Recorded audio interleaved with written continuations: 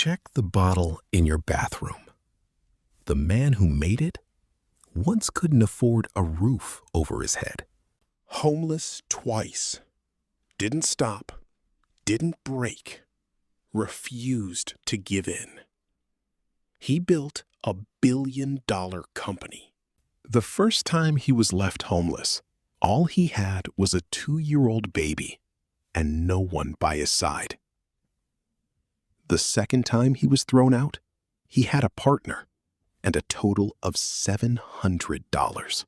He was born on April 13, 1944, in the Echo Park neighborhood of Los Angeles, the second child of an immigrant family, Italian father, Greek mother.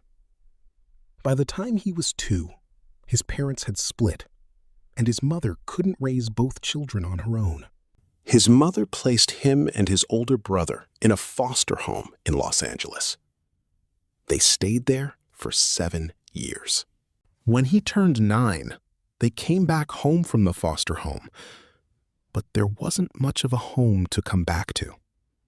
So, he went to work. He and his older brother sold Christmas cards and newspapers door to door to help cover their mother's rent. Life had already taught him a lesson most adults figure out far too late. If you want something, you have to go get it. The streets were tough, and the options were few. But the one thing he noticed early: knock on the door long enough, and someone always answers. That never left him for the rest of his life. As a teenager, he joined a street gang. Then a high school math teacher pulled him aside and said something he never forgot. You will never succeed at anything in life. Maybe the teacher meant it as a warning, but he saw it as a challenge and accepted. He graduated and signed up for the United States Navy. 2 years aboard the USS Hornet because it was the only door open to him. He served alongside men who had a plan for their life after the Navy. He had none. But he had 2 years to think. The Navy taught him to live with discipline and showed him the world beyond East LA.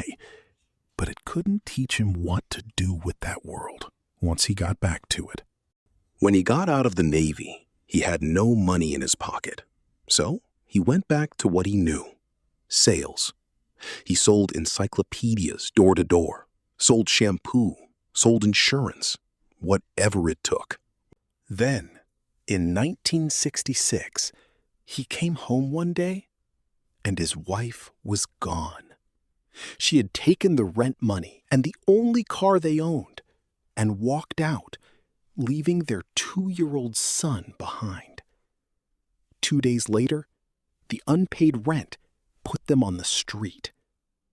22 years old, on the street, a baby in his arms. He collected soda bottles for spare change and learned to live on $2.50 a day. He adapted, he didn't quit, he didn't lose, he just kept fighting. What he didn't have in money, he made up for in stubbornness. He had been told he would never succeed, and he hadn't forgotten.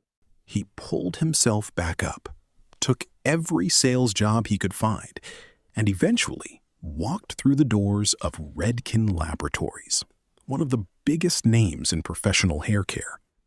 He learned everything the industry had to offer: the chemistry, the salons, the customer. Then, just like that, he got fired.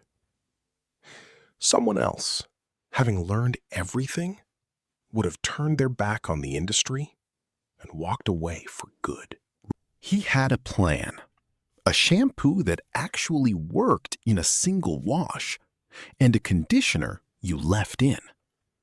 Every major company in the industry had already passed on the idea. And that was exactly what mattered.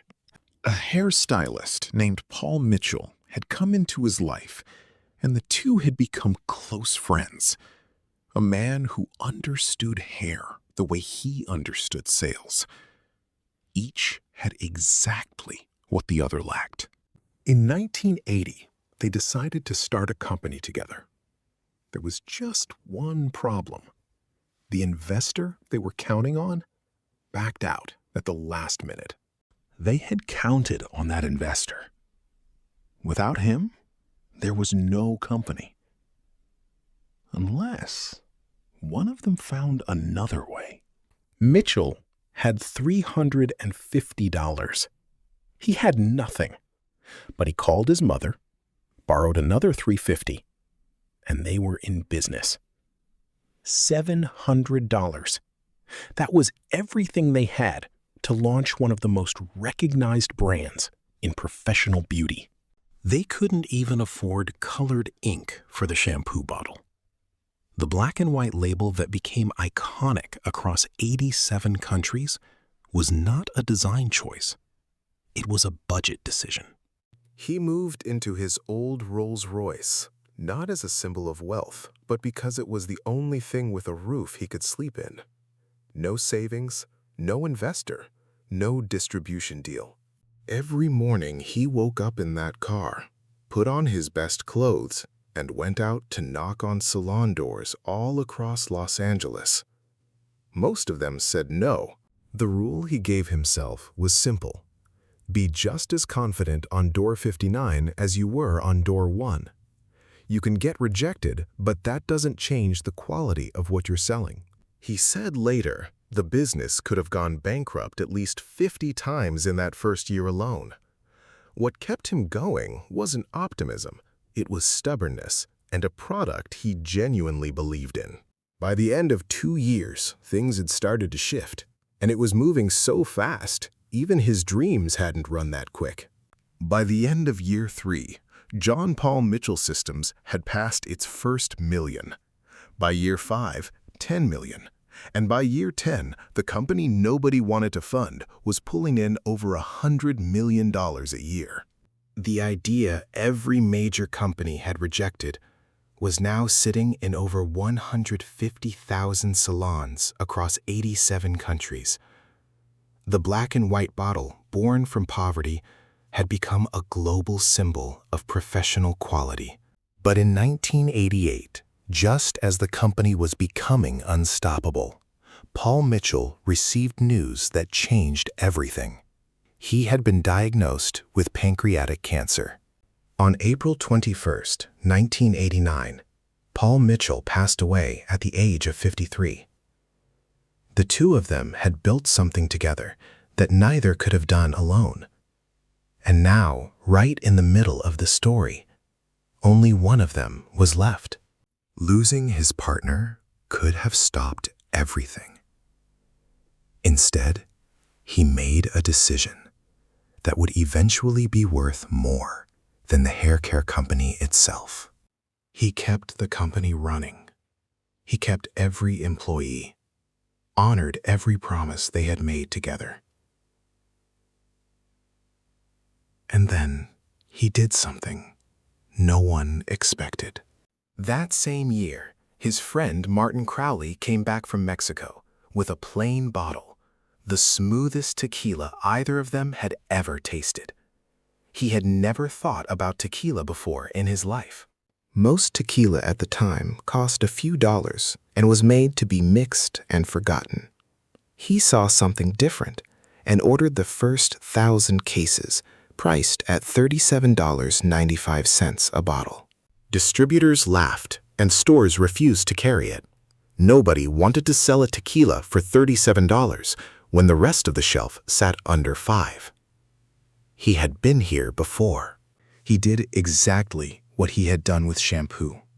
He went directly to the people who mattered.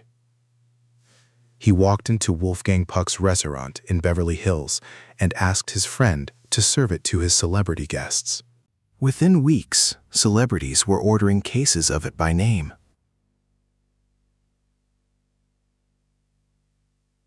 Within months, the phone started ringing on its own. He poured samples for everyone, whether they wanted it or not, and used his personal connections to get into upscale events. The lesson he had learned as a kid was finally paying off. People want to experience things.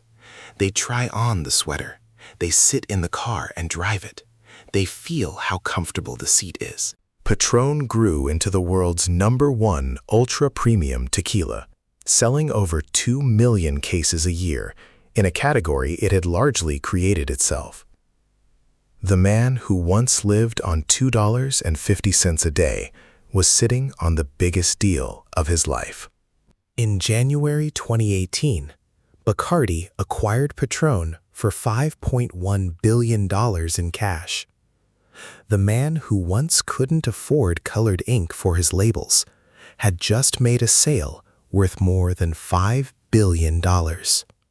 Today, John Paul Mitchell Systems generates over $1 billion in annual revenue. Still privately owned, still cruelty-free, still refusing to sell. He built it once and never let it go. In 2011, he signed the Giving Pledge alongside Bill Gates and Warren Buffett, committing to give away at least half of everything he had earned before he died.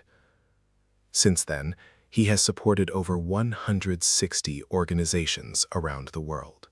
The man who once lived on $2.50 a day now gives away millions every year to organizations fighting poverty, protecting the environment, and feeding children across 4 continents. His philosophy hasn't changed since the first door he ever knocked on.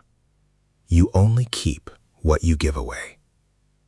Every company that carries his products knows this saying by heart. Success unshared is failure. He didn't just say it. He built it into the structure of every business he ever touched. Next time you are in a hair salon, look at the bottles on the shelf.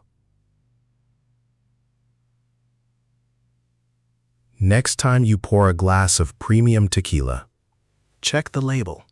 Behind those brands is a kid from a foster home in East Los Angeles who was told he would never succeed at anything, who built $2 billion empires from $700 and a refusal to quit.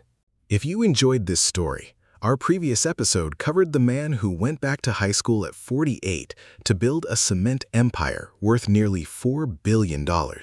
Worth watching.